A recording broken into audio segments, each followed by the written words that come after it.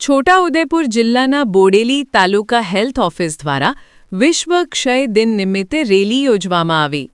બોડેલી તાલુકામાં 24મી માર્ચ વિશ્વ ક્ષય દિન નિમિત્તે મુખ્ય જિલ્લા આરોગ્ય અધિકારી તેમજ જિલ્લા ક્ષય અધિકારીના માર્ગદર્શન હેઠળ બોડેલી તાલુકા હેલ્થ ઓફિસ દ્વારા આયોજિત 24મી માર્ચ વિશ્વ ક્ષય દિવસ નિમિત્તે બોડેલી તાલુકાના વિવિધ પ્રાથમિક આરોગ્ય કેન્દ્રોના કર્મચારીઓ દ્વારા રેલી યોજવામાં આવી હતી।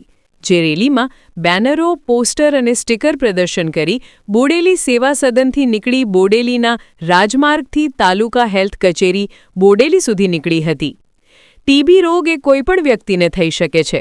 તેના લક્ષણો 2 અઠવાડિયાથી વધુ ખાંસી હોવી, ભૂખ ઓછી લાગવી, થાક લાગવી જેવા લક્ષણો છે, જેના નિદાન માટે આપણે ગાળફાની તપાસ કરાવી અને એક્સરે કરવો અને જો પોઝિટિવ આવે તો નિયમિત 6 માસ સુધી સારવાર લેવામાં આવે તો ટીબી સંપૂર્ણ મટી શકે છે।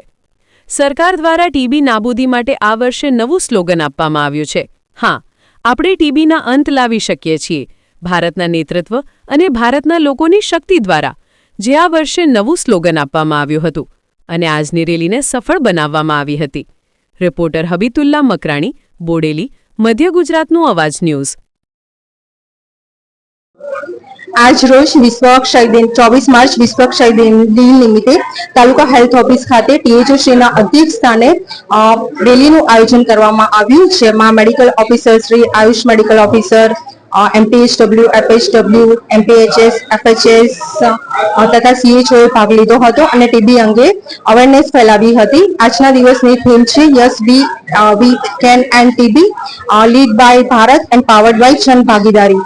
આજના દિવસે હું અપીલ કરીશ કે પોતાના ઘરમાં જનતાને અપીલ કરીશ કે કોઈને પણ પોતાના ઘરમાં 2 અઠવાડિયાથી વધુ ખાંસી આવતી હોય તો પોતાના નજીકના આરોગ્ય કેન્દ્રમાં જઈને ગળફાની તપાસ કરાવે અને પોતાના આરોગ્યને, પોતાના ઘરના સભ્યોના આરોગ્યને તથા સમાજને ટીબીથી સુરક્ષિત રાખે।